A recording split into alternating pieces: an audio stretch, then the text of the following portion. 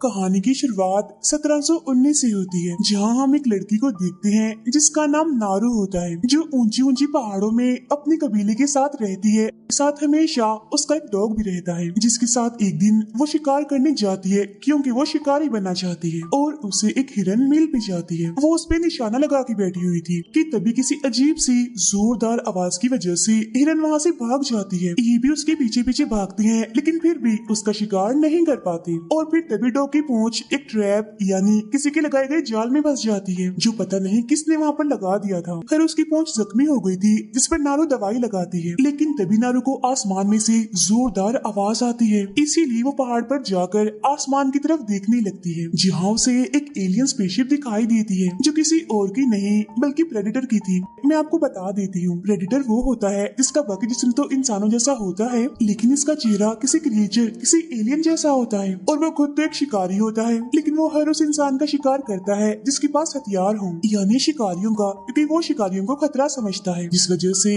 वो उनके सख्त खिलाफ है और रहता भी वो किसी दूसरे प्लेनेट पर है। खैर अब नारू भागते हुए अपने भाई के पास जाती है, जो काफी अच्छा शिकारी था। वो उसे भी बता देती है कि आज मैंने आसमान में एक काफी बड़ा परिंदा देखा। दरअसल वो यहाँ प्रेडेटर के स्पेसशिप की बात कर रही थी, क्योंकि इस वक्त में लोग स्पेसशिप के बारे में नहीं जानते थे, तो वो उसे बड़ा परिंदा ही समझ बैठी। वो कहती है कि शायद ये मेरे लिए एक मौका है कि अब मैं कोई बड़ा शिकार करूं, जिस पर उसका भाई कहता है कि पहले तुम्हें इससे भी बड़ा शिकार करना होगा, और वो भी उसका जो तुम्हारा दुश्मन हो, तुम्हारा शिकार करना चाहता हो। नारू घर जाती है, जहाँ हम उसकी मॉम को देखती हैं, जो मेडिकल को काफी अच्छे से जानती है, यानी वो जड़ी बूटियों से दवाई बनाना जानती थी, लेकिन उन्हें अपनी बेटी नारू का शिकार करना बिल्कुल भी पसंद नहीं था। इसीलिए वो उसे कहती है कि तुम शिकार करना छोड़ दो बेटा, क्योंकि शिकार के अलावा तुम बाकी चीजों में भी काफी अच्छी हो, इसीलिए मेहरबानी करो ये शिकार करना बंद कर दो। ये कहने के बाद वो नारू को एक फूल वाली जड़ी बूटी लाने के लिए भेज देती है। वही स्पेसशिप में दिखाई जाती है, जिसमें से प्रेडेटर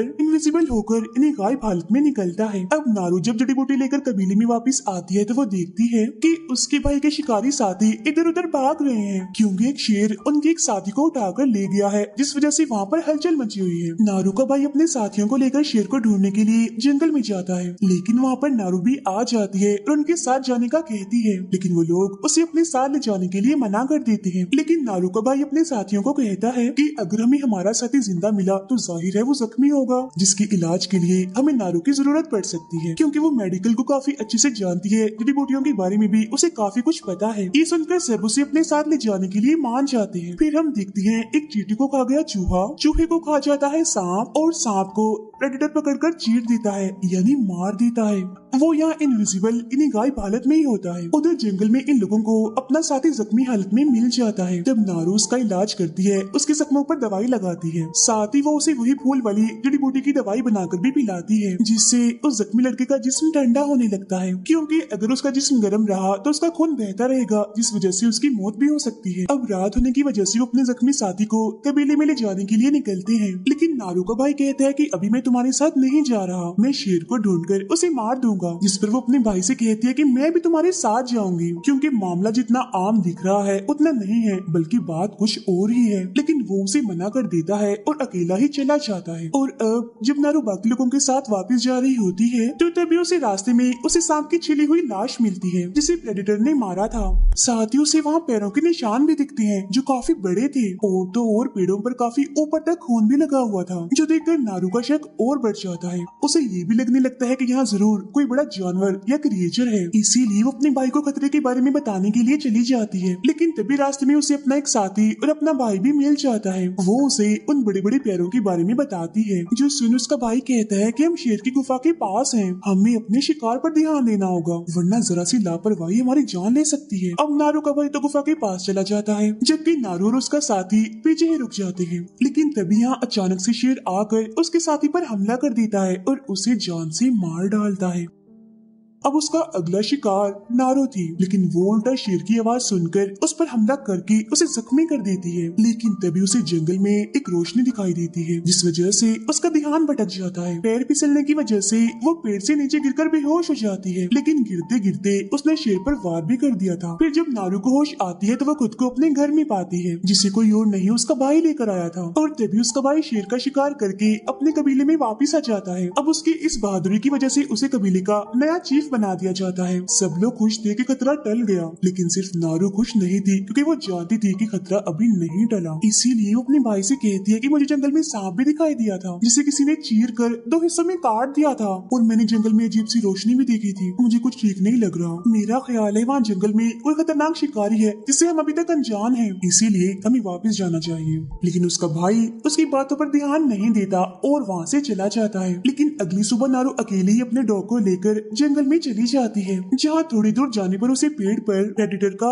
हरे रंग का खून दिखता है। हम उसी प्रेडेटर को देखते हैं जो अभी तक गायब हालत में ही था, और देखते ही देखते वो एक भेड़िए का शिकार कर लेता है और उसे उठाकर काफी दूर फेंकता है। नारू को भूख लगी थी, इसलिए वो एक खरगोश का शिकार करके उसे पकाकर खा लेती है। प्रेडेटर भेड़िए के सर पर तेजाब गिराता है जिससे उसकी खाल निकल जाती है, और वो भेड़िए के सर की हड्डी को अपने पास किसी इनाम के तौर पर रख लेता है। नारू को आगे बढ़ने पर एक जगह जंगली भैंसों की लाशें मिलती हैं, जिन्हें मारकर उनके ऊपर की स्किन यानी जिल्द को निकाल दिया गया था। पास ही में उसे एक सिगरेट भी मिलती है, जिसका मतलब साफ था कि इन्हें जरूर इंसानों ने मारा है। आगे बढ़ती है, लेकिन वो एक दलदल में गिर जाती है, लेकिन फिर वो जल्दी से अपनी कुल्हाड़ी को एक पेड़ पर फेंकती है और उसे पेड़ पर अटकाकर जैसे तैसे दलदल से बाहर निकल ही आती है। फिर वो अपने डॉग के साथ एक नदी के पास पहुंचती है, जहाँ उसे एक भालू दिखता है जो किसी जानवर को खा रहा था। लेकिन इससे पहले कि वो उस भालू का शिकार करती, अचानक से जोर से खींचने की वजह से उसकी कमान की रस्सी टूट जाती है, और अब तो वो फंस चुकी थी क्योंकि तभी वो भालू उसे देख लेता है और उसे मारने के लिए उसके पीछे आने लगता है। तब उस भालू से बचने के लिए वो लकड़ियों के बीच में जाकर छुप जाती है। नारू को पता चल गया था कि अब वो नहीं बचेगी, वो मरने को तैयार थी क्योंकि वो भालू उस पर बस हमला करने ही वाला था। लेकिन भालू हमला नहीं करता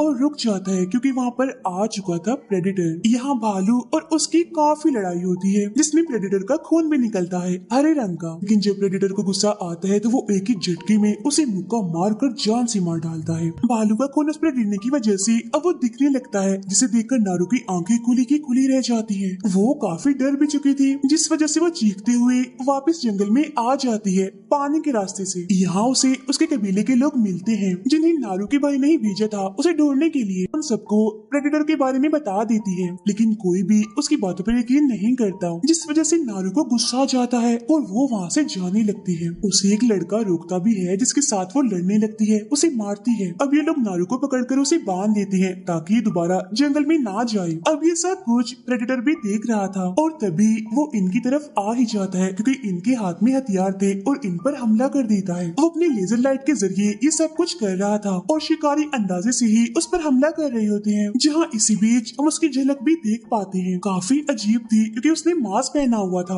और यही मास्क उसकी मदद कर रहा था सबको ढेर करने में। फिर एक के बाद एक सबके मरने का नंबर लग जाता है। प्रेडेटर उन्हें काफी बुरी मौत देता है। इसी बीच मौका देकर नारू अपनी रस्सी खोलती है और वहाँ से भागने लगती है। आगे वो घास के एक मैदान में आती है, जहाँ उसे कबीले का एक लड़का मिल जाता है। लेकिन यहाँ प्रेडेटर इंसानों के जिस्म से निकलने वाली हीट की वजह से इंसानों को देख सकता था, इसीलिए वो नारू और उस लड़के को घास में छुपा हुआ देख लेता है। तब दोनों अपनी जान बचाकर वहाँ से भागने लगते हैं, लेकिन प्रेडेटर उस लड़के पर हमला करके उसे मार देता है। तब नारू फिर से भागने लगती है, लेकिन उसका पैर एक ट्रैप में फंस जाता है। अब प्रेडेटर उसे भी मारने के लिए उसके पीछे ही था, लेकिन वो दिखता है कि नारू तो ट्रैप में फंसी हुई है, इसीलिए वो उसे मारे बगैर ही वहाँ से चला जाता है। यहाँ कुछ शिकारी आ जाते हैं जिन्होंने इस ट्रैप को यहाँ लगाया था, और इन्होंने ही उन जंगली भैंसों का शिकार किया था। वो नारू को बेहोश करके अपने कैंप में ले जाते हैं, जहाँ होश आने पर वो खुद को बंधा हुआ पाती है। यहाँ एक ट्रांसलेटर इन्हें हर चीज को खुलकर बताने वाला इंसान नारू से कहता है कि प्रेडेटर ने हमारे बहुत सारे लोगों को मार दिया है और वो सबसे ताकतवर शिकारी को ढूंढ रहा है। अगर तुम्हें प्रेडेटर के बारे में कुछ पता है तो हमें बता दो। लेकिन नारू मना कर देती है कि नहीं, मैं उसके बारे में कुछ नहीं जानती। तभी इस कबीले का सरदार नारू के भाई को लेकर आता है, जिसे उन्होंने बंदी बनाया हुआ था, और उसे काफी मारने लगता है। जिसके बाद ये लोग नारू और उसके भाई को पेड़ के साथ बांध देते हैं, ताकि जब प्रेडेटर इन दोनों पर हमला करने के लिए आएगा तो ये लोग उसे मार देंगे। और तभी यहाँ पर प्रेडेटर खुलकर सामने आता है, यानी अपने असली रूप में। नारू अपने भाई से कहती है कि हमें डरने की जरूरत नहीं है, क्योंकि प्रेडेटर ऐसे ही हमला नहीं करता, वो सिर्फ उन्हीं लोगों को मारता है जिनके पास हथियार होते हैं, और ये उसका अपना अंदाज है क्योंकि वो शिकारियों के खिलाफ है। है और जिसके पास भी हथियार होता है वो उसे शिकारी समझ लेता है। लेकिन उसका भाई कहता है जैसे तुमने शेर को मारकर जख्मी किया था इसको भी जख्मी कर देना, बाकी काम मेरा है। वो कहता है if it bleeds we can kill it, यानी अगर ये जख्मी हो गया, इसका खून बहा तो हम इसे मार सकते हैं। अब शिकारियों ने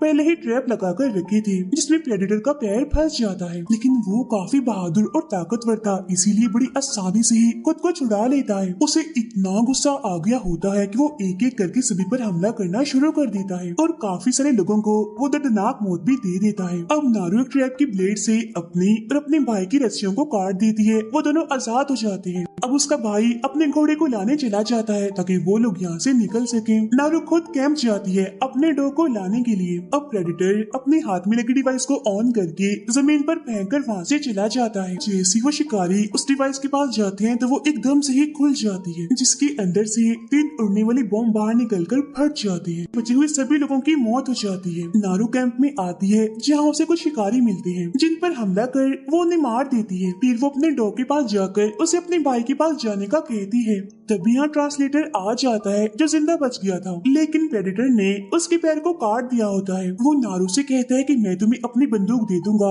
लेकिन अगर तुम मेरा इलाज करोगी तो। अब नारू उसका इलाज करने लगती है और उसे भी वही फूल वाली जड़ी बूटी देती है जिसे खाकर ट्रांसलेटर का जिस्म ठंडा होने लगता है। लेकिन तभी यहाँ प्रेडेटर आ जाता है और ट्रांसलेटर का जिस्म ठंडा हो गया था जिसकी वजह से वो उसे नहीं देख पाता। लेकिन तभी यहाँ से जाते हुए प्रेडेटर उस ट्रांसलेटर के टांग पर अपना पैर रख देता है और वो दर्द की वजह से चीखने लगता है। प्रेडेटर को पता चल चुका था कि वो जिंदा है, इसलिए अब की बार वो उसे नहीं छोड़ता और जान से मार डालता है। तभी यहाँ नारू का भाई आकर प्रेडेटर के सर पर हमला कर देता है जिससे उसका मास्क नीचे गिर जाता है जिसमें से लेजर लाइट निकलकर पेड़ पर गिरती है। फिर वो अपने हथियारों से नारू के भाई पर हमला करता है लेकिन उसके सारे तीर उसी पेड़ पर जाकर लगते हैं जिस पर लेजर की लाइट पड़ रही थी। ये देखकर नारू फौरन समझ जाती है कि प्रेडेटर का हथियार कैसे काम करता है। नारू ट्रांसलेटर की बंदूक चलाने की कोशिश करती है लेकिन वो खराब होती है और तभी देखते ही देखते प्रेडेटर गायब हो जाता है और नारू के भाई को मार देता है बड़ी बेरहमी से। नारू वहाँ से बचकर भाग जाती है। उधर एक लड़की आकर नारू की मॉम को बताती है कि आपके बेटे की मौत हो गई है।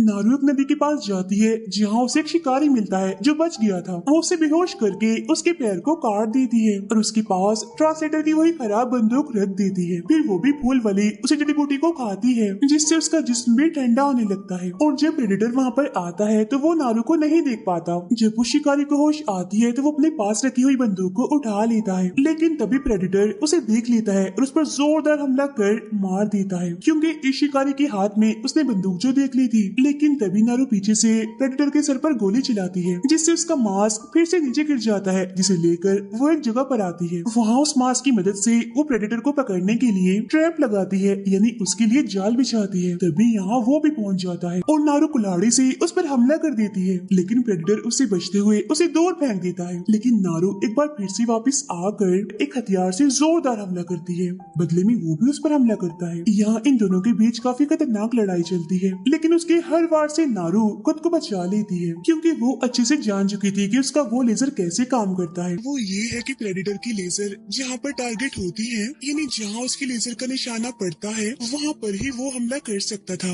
एक किस्म की ये लाइट ही उसकी आंखें थी जिसकी मदद से वो अपने सामने वाले का शिकार करता है। तभी नारू चालाकी से प्रेडेटर को उसी जगह पर ले आती है जहाँ उसकी मास्क की मदद से उसने ट्रैप बनाया है और अब जैसे वो अपने हथियार से तीर चलाता है उस मास्क की मदद से वो तीर सीधा जाके प्रेडेटर को ही लगता है। उसकी मौत इस वजह से हुई क्योंकि उसकी अपनी लेजर लाइट उस पर खुद पर ही पड़ गई क्योंकि वो उसके बिल्कुल सामने खड़ा हुआ था। तो अब यहाँ उसका खेल खत्म, यानी प्रेडेटर की मौत हो जाती है। खैर नारू प्रेडेटर के सर को लेकर वापस कबीले में आती है जहाँ वो अपने डैड को उसका सर और ट्रांसलेटर की गन देती है। नारू की इस बहादुरी की वजह से उसे नया चीफ बना दिया जाता है। फिर हमें एक पेंटिंग दिखाई जाती है जिसमें हम 3 प्रेडेटर्स को आता हुआ देखते हैं और इसी सीन के साथ ये फिल्म यहीं पर खत्म हो जाती है।